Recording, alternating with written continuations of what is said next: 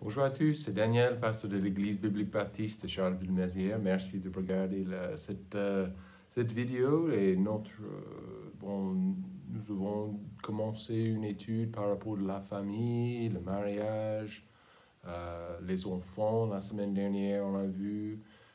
Ce matin, je voudrais prendre un sujet pour notre étude qui est très très important, un homme de Dieu. C'est quoi exactement un homme de Dieu? Donc, vous savez comment il y a des gens qui pensent à un curé ou un pasteur même. Et oui, ce sens, pour un pasteur biblique, oui, mais chaque croyant, chaque homme devrait être un homme de Dieu. Et on va voir ça en 1 Timothée, chapitre 4. Si vous avez vos Bibles, 1 Timothée, chapitre 4, verset 8. On va lire quelques petits versets, mais on va examiner principalement le verset 12. On commence en verset 8. Car l'exercice corporel est utile à peu de choses, mais la piété est utile à toutes choses, ayant la promesse de la vie présente et de celle qui est à venir. Cette parole est certaine et digne de toute confiance. Nous endurons en effet tant de travaux et tant d'opprobles parce que nous espérons en Dieu vivant. Amen. Qui est le sauveur de tous les hommes, principalement des fidèles. Annonce et enseigne ces choses. Que personne ne méprise ta jeunesse, mais sois le modèle des fidèles par la parole, par la conduite, par la charité, par l'esprit, par la foi et par la pureté. Et voilà, est-ce qu'on peut prier? Cher Père Céleste, je te demande ce matin de nous aider, de bénir notre compréhension, de nous aider, cher Père, de comprendre ce que tu as pour nous. Et je prie pour chaque homme qui regarde ce message. Je prie que nous puissions être des hommes de Dieu, des hommes que tu veux, des hommes fidèles, des modèles corrects. Et je te demande toutes ces choses au nom de ton Fils unique. Amen. Récemment, j'ai voyagé un petit peu et j'étais en Allemagne. Et je me suis trouvé à Munich. Et ma fille, elle avait envie de passer juste de rendre visite dans cette ville. Et on a visité, comment ça s'appelle? C'était un musée, d'accord? Et c'était en fait qui a expliqué les racines de la partie nazie, la partie des nazis pendant les années 20, après la Grande Guerre, et ensuite dans les années 30 aussi, et voilà la Deuxième Guerre mondiale.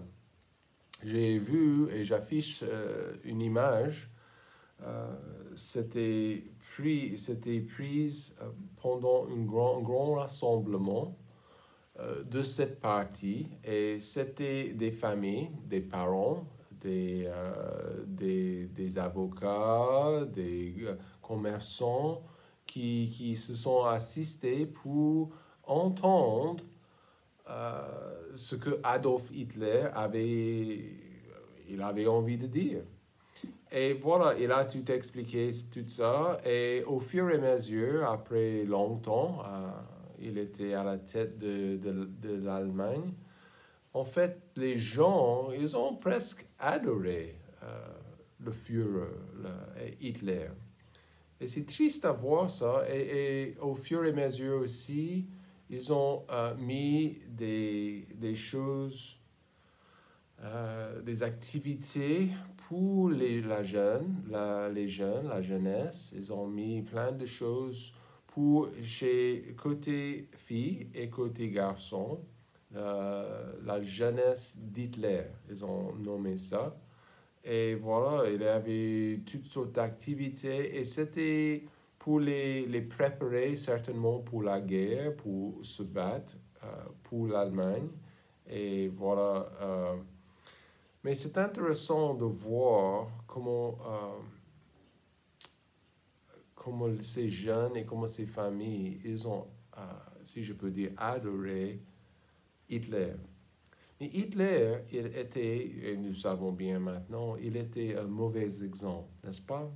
Il n'était pas un bon modèle de la justice, du bien. Il y avait énormément de racisme, il y avait énormément de sarcasme et la haine aussi pour beaucoup de gens dans le monde. Mais il était élevé à sa position comme le Führer, comme le président. Mais l'idée que cet homme était le modèle des millions de personnes. J'ai vu une image aussi de comment ils ont trouvé les cartes pour les particuliers qui s'est inscrit pour devenir membre de la partie nazie. Et ils ont trouvé toute l'information pertinente après la guerre. Ils avaient envie de tout brûler, mais ils ont trouvé plusieurs tonnes de papier avec ces cartes, ces fiches d'inscription. Beaucoup de gens, ils ont choisi de suivre Hitler comme leur modèle. Aujourd'hui, il y a énormément de mauvais exemples, n'est-ce pas? Et j'étais béni personnellement dans ma vie d'avoir un papa qui était modèle pour moi et pour mon frère. Il a accepté le Seigneur, évidemment, avant notre naissance, mais il était un homme qui aimait Dieu, qui était fidèle à son épouse, à sa famille, un homme qui était généreux, gentil. Et j'ai entendu, je me rappelle, j'ai entendu les prières de mon père. J'ai vu les larmes de mon père quand il a prié pour les gens non sauvés. Et il a servi Dieu avec passion. Il y a un vrai manque des hommes aujourd'hui, des vrais hommes. Donc ça ne veut pas dire, quand je dis un vrai homme, il ne doit pas être musclé ou être comme Arnold Schwarzenegger, mais pas des hommes qui sont musclés ou qui ont une dizaine de copines ou qui savent boire beaucoup d'alcool faux, mais des hommes qui sont pieux aux yeux de Dieu, les hommes qui sont consacrés à Dieu. Dieu les cherche. En Ézéchiel chapitre 22, versets 29 et 30, la Bible dit que le peuple du pays use de violence, ils commettent des rapines et font tort à l'affligé et aux pauvres. Et contrairement à toute justice, ils oppriment l'étranger. Je cherche, c'est Dieu qui parle, je cherche au milieu d'eux quelqu'un qui relève la muraille, qui se tient sur la brèche devant ma face en faveur du pays, afin que je ne le détruise pas. Mais je ne trouve personne. Même aujourd'hui, en 2022, Dieu est en train de chercher des hommes qui sont ces hommes. Des hommes qui sont consacrés à la justice, consacrés à la Bible, consacrés à Jésus-Christ. Mais combien d'hommes ne sont pas vraiment dispos pour le servir, qui ne sont pas vraiment dispos pour faire le bien? Combien d'hommes chrétiens même sont préoccupés par les choses de ce monde? C'est pas une bonne chose, mais c'est la réalité. Luc 9, verset 23, Jésus a dit, « Si quelqu'un veut venir après moi, qu'il renonce à lui-même, qu'il se charge chaque jour de sa croix et qu'il me suive. » Nous avons besoin des gens, des hommes qui sont prêts de le faire. Dieu les cherche. Nous avons besoin de ces hommes pour nos foyers, pour nos enfants, pour la prochaine génération, la société même.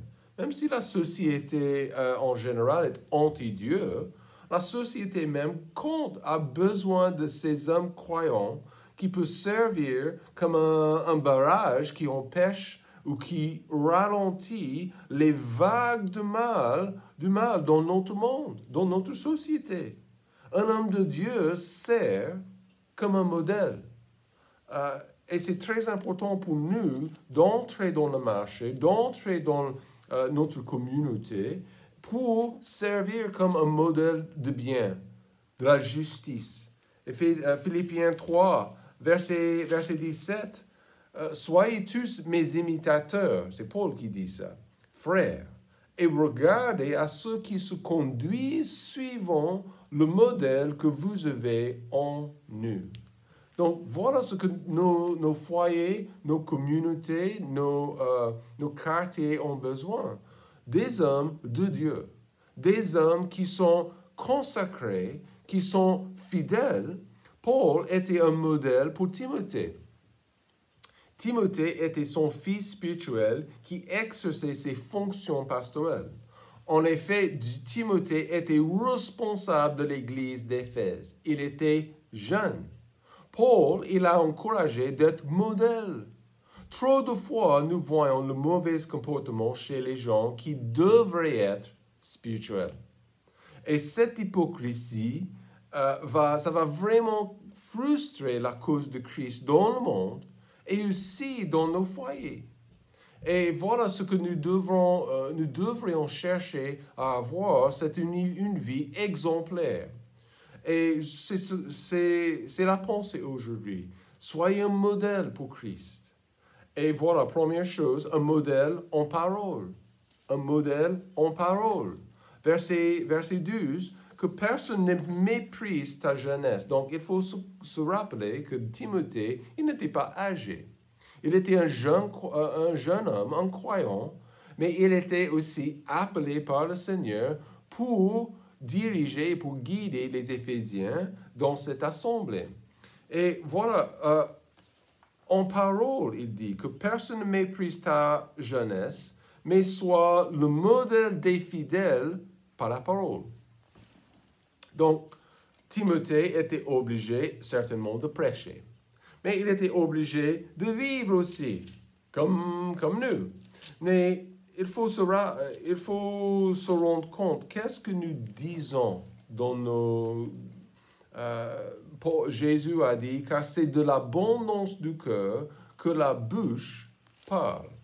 Donc, il faut faire attention à ce que nous disons, mais la réalité, ce que nous disons est fortement touché par ce qui est dans nos cœurs et dans nos esprits. Ma manière de parler, mes paroles sont importantes. Les mots reflètent ce qui est dans mon cœur. Et je dois éviter de parler comme le monde, les gros mots, les mensonges, la calomnie. Donc ça n'a rien à voir avec un enfant de Dieu. Mais souvent, des hommes croyants, des hommes chrétiens, ils parlent exactement comme le monde. Et Paul, il est en train de dire à Timothée, soyez modèle. Soyez modèle, parlez correctement, comme un croyant. Rien ne peut détruire plus rapidement la crédibilité d'un homme que les mauvaises paroles, ou un mensonge même. Donc, c'est très, très important. Un modèle aussi, deuxièmement, en conduite. En conduite. Nous voyons, voilà, il dit par là, verset 12, conduite. Un homme chrétien doit mener une vie vertueuse. Donc, il n'y a personne qui est parfait, n'est-ce pas? Donc, chaque aspect de nos vies doit refléter nos convictions bibliques. Donc, si vous n'avez pas de convictions bibliques, ça c'est un problème aussi. Il faut plonger les regards dans la Bible et découvrir ce que Dieu dit. Et c'est notre responsabilité d'être obéissant, de le suivre. Quelle est votre conduite? Un style de vie impie, ça ne peut pas... ça va contredire notre message.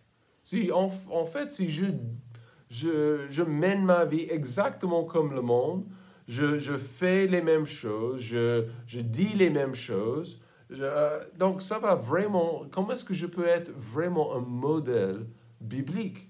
Je ne peux pas. Jacques chapitre 3.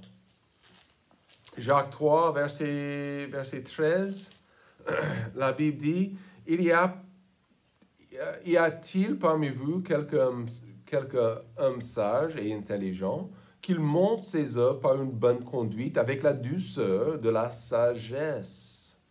La douceur de la sagesse. Donc ça, c'est ce que nous devrions avoir, vraiment. Une conduite correcte, un style de vie correct, une mode de vie correct, biblique, dans un monde rempli des hommes ignorants, et il y en a beaucoup.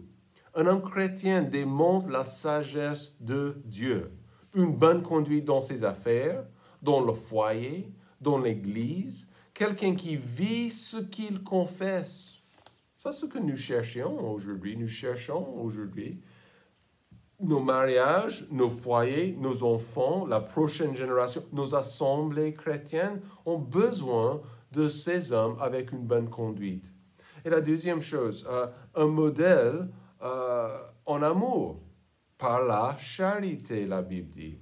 Un homme chrétien démontre son amour. Ce n'est pas je t'aime, et voilà, mon comportement ne soutient pas ce qu'il est dit. Le vrai amour, c'est quoi? C'est l'amour qui fait des sacrifices. Le vrai amour, comme Jésus a dit, celui qui se donne pour ses amis, en Jean 15. Voilà le résumé de celui qui aime. C'est ce que, voilà, vous n'êtes pas moins d'homme si vous aimez. Vous n'êtes pas un homme à 50% si vous aimez. Aimez vos proches, aimez le monde perdu. L'essence de cet amour, c'est de se donner pour le bien de sa famille, son couple, ses enfants, son église, de donner notre temps, notre énergie pour le bien des autres. Aucun sacrifice personnel n'est trop grand. Donc, vous voyez un modèle en amour, en charité. C'est ce que nous avons besoin. N'est-ce pas? Donc, quatrième chose, un modèle en esprit. Donc, en fait, ce que nous avons beaucoup d'hommes qui sont cachés. Ils se cachent. Ils cachent leur vrai motif, leur vrai esprit, leur vraie envie.